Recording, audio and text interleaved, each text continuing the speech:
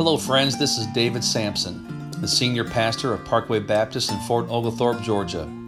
I asked some of my friends to stop by and discuss some biblical principles pertaining to family life. And so I'm praying that our conversation will encourage you today to help you to be committed to a happy, healthy, and holy family life as you live for Christ.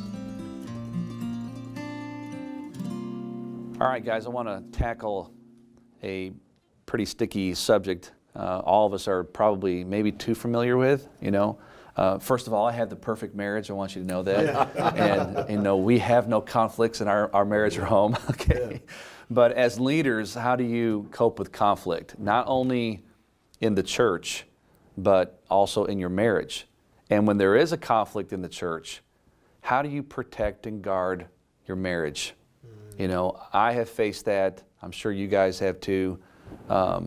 Brian's the veteran that's here with us, and he's probably got more stories than he can tell about just protecting his family from people from the outside. So share with us, tell our viewers, the folks that are watching, how can they cope? What can they do? Mm-hmm. I'll start with you, Derrek. Well, as in the conflict in the church and how do you not let that bleed into your home life, sure. That's probably the biggest challenge, because me as a dad, I want to protect my kids and my wife, and we all know that people can be mean, as sad as that is, and sometimes believers, Christians, oftentimes can be the meanest. Sure. And so it's one of those things that kind of goes back to praying with your spouse and having the time of you and her together, because if that is strong, you'll probably be able to endure any sort of challenge that might come your way. It's kind of like the old saying, if you only talk to God when you need something, there's a big problem there. Your relationship is not with where it needs to be with Him. So same challenge with your wife. You have to have that togetherness, the time of prayer, the time of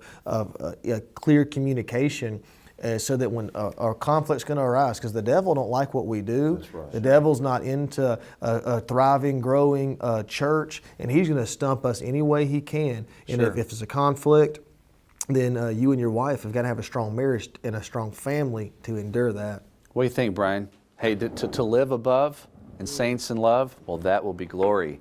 But to live below with saints we know, that's another story, right? It is. Yeah. And I guess one of the good compliments my daughter gave me some years ago, my wife and I and she were talking, and we were talking about a problem that had happened at our church. And she said, well, Dad, I don't remember that, because my wife and I did not go home and talk about problems at church in front of our kids. Very good. Very good. And I thought, well, that's a pretty good compliment, because I want my kids to grow up loving the church. Yes. Right. Now, there's a time you might have to talk to them about some things. Sure. But you do it in the proper context. And as they get older, you can talk to them about different things, because there is going to be some things out there. Sure. And then on Sunday mornings, always going to probably be the hardest time of a pastor's life, and going to church, and Satan's going to attack you like crazy. Right. And even, I know when I go to speak at a church, my wife and I might have a conversation with some exclamation points at the end of the sentences. Right. You know what I mean? And it just seems to happen that way. I tell my girls, if you did as much praying as you did spraying with hairspray, we'd have revival. Oh, there you go.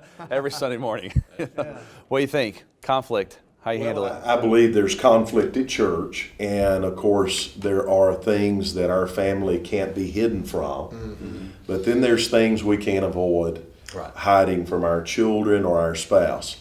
And the goal is not hiding things from our family, but more or less shielding them from the effects that would have on their spiritual well-being or how they look at ministry. And a lot of things our wives cannot handle. I think sometimes we look at our wives like they are someone that we need to just unload on. Right. And we need to be taking those burdens to the Lord. We do share some things with our spouse, but we're not unloading on them and expecting them not to be emotionally affected by it. So conflict in marriage is praying together, as Derrek said, but having time together and talking honestly about things that matter. Mm-hmm. And some preachers can't talk about family situations. They can't disconnect. And some people that get involved in ministry don't know how to change gears. Right. So as far as church conflicts, I don't know that our children understand them the same way we do. And they carry a lot of baggage and a lot of things forward into the future with them. I know this in my own personal life. There was a place where I had hit a brick wall. And my wife and two girls are facing something we'd never faced before. We had a premature child born into our family. And the deacons of my church says, Johnny, take time alone and be there for your wife. And don't worry about the church. And so here I am at a Ronald McDonald House, sitting with my wife, and she's hurting because our baby's in the hospital, and there's questions of whether the baby's going to make it or not. My wife's trying to recover. And I realized for the first time in my ministry life, I could talk to everybody in the church except my own spouse. And I broke down in tears and began to weep. And my wife said, what's wrong? And I said, I've got an answer for everybody, but I don't even know how to talk to you.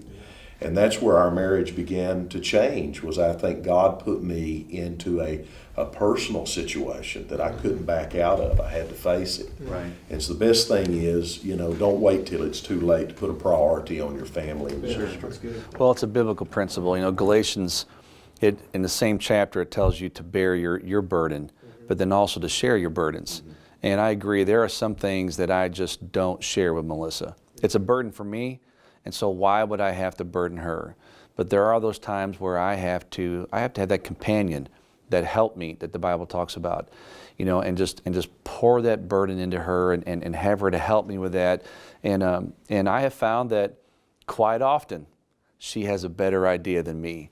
And yes, we just captured that on video. I just said that on video. She has a better idea than me, more often than not. And so I'm thankful for my wife, that I have somebody that I can share with, and who's not a gossip, and a go about, and telling everybody what's happening in my heart and sharing it. She takes it to the Lord in prayer. And I guess if I could tell the couples out there that are in ministry, if you can do anything for your spouse, when something is shared and something is talked about that's heavy on their heart, don't take it to your friends, don't take it to Twitter or Facebook, take it to God. And I appreciate the fact that my wife does that. She takes it to the Lord in prayer.